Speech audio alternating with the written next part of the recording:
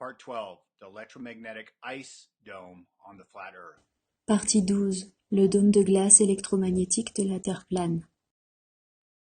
Il y a un autre élément qui joue un rôle dans la partie optique, le dôme qui se trouve au-dessus de nous.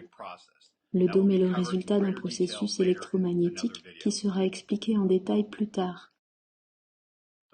Ce dôme électromagnétique est la raison pour laquelle les contrôleurs ne peuvent pas quitter notre disque jusqu'à la prochaine catastrophe.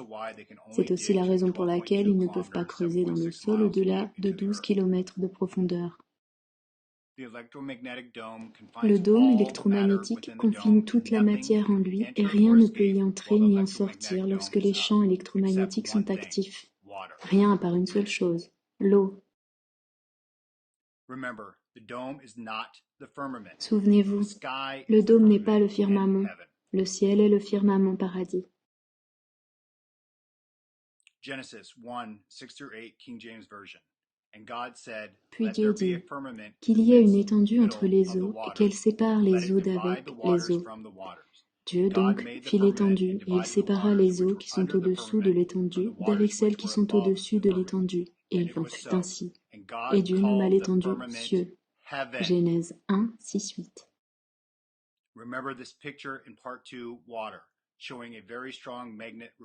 Vous vous rappelez de cette image en partie 2 montrant un puissant aimant repoussant l'eau?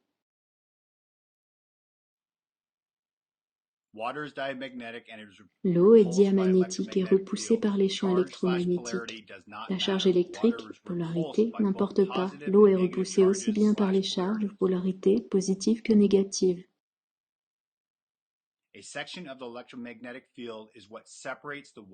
Une section du champ électromagnétique sépare les eaux du dessus de celles du dessous. Il est encore trop tôt pour approfondir ce point car il vous reste encore beaucoup de choses à comprendre avant. Revenons au dôme électromagnétique au-dessus de nous. Il agit comme une lentille transparente constituée de glace et non de verre. Les eaux du dessus sont gelées, là où il fait le plus froid, c'est-à-dire au plus près du dôme.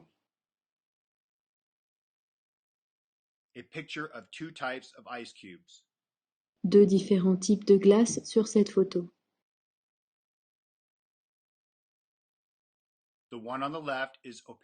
La glace de gauche est opaque et nuageuse parce que son eau contient des impuretés. La glace à droite est claire comme du cristal parce qu'elle est pure et ne contient pas d'impuretés. Elle est distillée.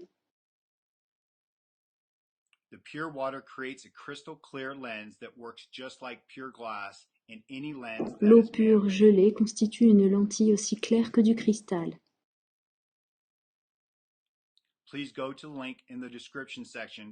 Regardez s'il vous plaît la vidéo montrant comment allumer un feu avec un morceau de glace. Le lien est dans la description. La glace a les mêmes propriétés qu'une lentille de verre et agit de la même façon qu'une loupe en concentrant toute la lumière en un point de focalité qui enflamme les brindilles. Un bon truc à connaître en situation de survie. Il y a une grande différence entre les eaux du dessus et celles du dessous.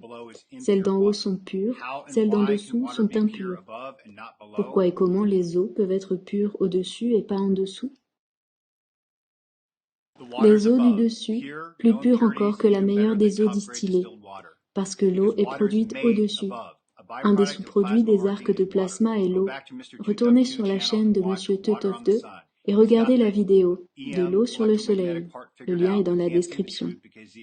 Il a parfaitement bien compris toute la partie électromagnétique de notre monde, mais passe à côté de points capitaux parce qu'il est enfermé dans le modèle héliocentrique. Les eaux du dessous, sales, remplies d'impuretés en tout genre. C'est une vieille eau, recyclée et non récemment créée. C'est la raison pour laquelle l'eau gelée n'est pas transparente ici-bas. Les eaux du dessus, de l'eau nouvellement créée, une glace claire comme du cristal. Les eaux du dessous, de l'eau vieille et impure, de la glace nuageuse et blanchâtre. Récapitulatif. Le dôme n'est pas le firmament. Le dôme est un champ électromagnétique.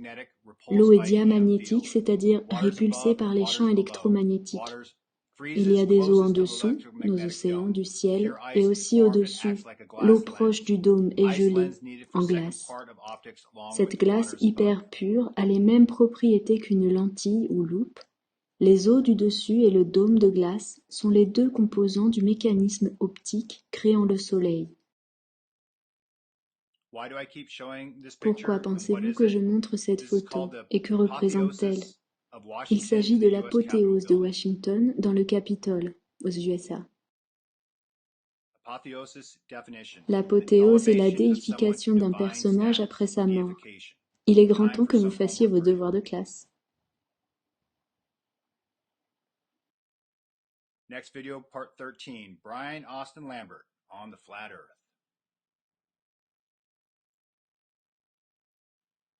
Then part 14, the real way light moves on the flat earth. Please share, like, and subscribe. Thank you.